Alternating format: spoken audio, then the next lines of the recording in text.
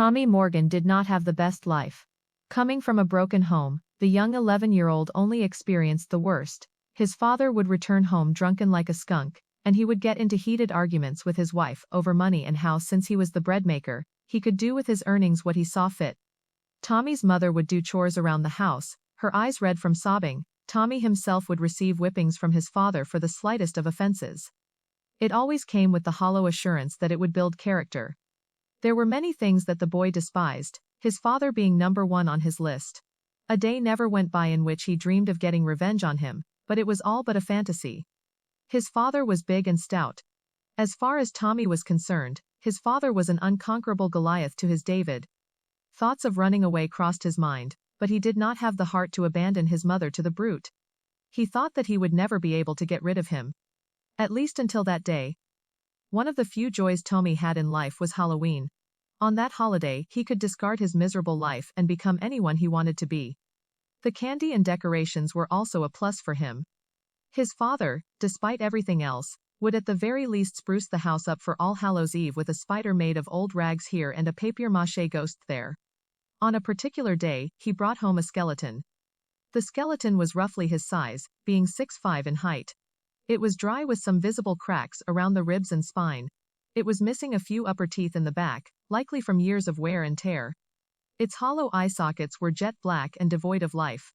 The bones, yellow with age, made a slight thump sound against the wall anytime Tommy's dad would swing the ancient artifact back and forth. It looked absolutely fragile in his colossal hands. He explained that he got the decoration from an old antique store, bragging about how much he swindled the store owner to get the skeleton cheap. He placed the skeleton in the bench on the porch and returned inside without much thought. Resuming his drinking, once more he got into a fight with Tommy's mother, this time over her wanting new curtains. Tommy left the house and sat on the bench with the skeleton. He vented his complaints to the decorative piece, not thinking much about whether he would be heard, but he nevertheless felt at ease talking to someone. From there on out, Tommy found himself loving the skeleton. Each day he would talk to it and would take care of it. Anytime leaves would fall on it, Tommy would blow them off with a leaf blower. When it rained, Tommy covered the skeleton with rags. For a second, he could have sworn that the skeleton was receptive to his acts of kindness. During one instance when he was gently wiping the skeleton's arm, Tommy heard whistling. From the direction he was looking, it appeared that its teeth were clattering. However, Tommy chalked it up to the wind blowing through the skeleton's mouth. Beyond his days spent with the Halloween decoration, Tommy's life continued as normal.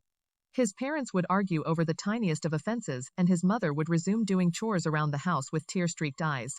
Tommy would continue to receive beatings that his father thinly veiled as discipline. During dinner, Tommy accidentally dropped a glass, causing it to fall on the floor and break into a million pieces. As his father was beating him, there was a sudden thumping coming from the porch. Alarmed, the three paused to listen to the sudden noise. Whatever was out there paced back and forth on the porch, stomping as hard as its foot would allow. With bated breath, Tommy's father approached the door, opened it, only to see the skeleton in its sitting position. Once more, it was attributed it to the culprit being the wind. For the next few days, the thumping would continue. The repetition ate away at Tommy's father, spurring him to leave home and remain out for longer hours. In his dreams, he was tormented by the skeleton. He would find himself in bed, alone. The skeleton appears at the foot of his bed, and it slides over his body, just coming short of his neck. His dad would wake up with a jolt and refuse to sleep the rest of the night. However, Tommy's dreams were starkly different. He would receive sweets and other confections, and his father would be far away. The skeleton would stand by looking at him in the distance.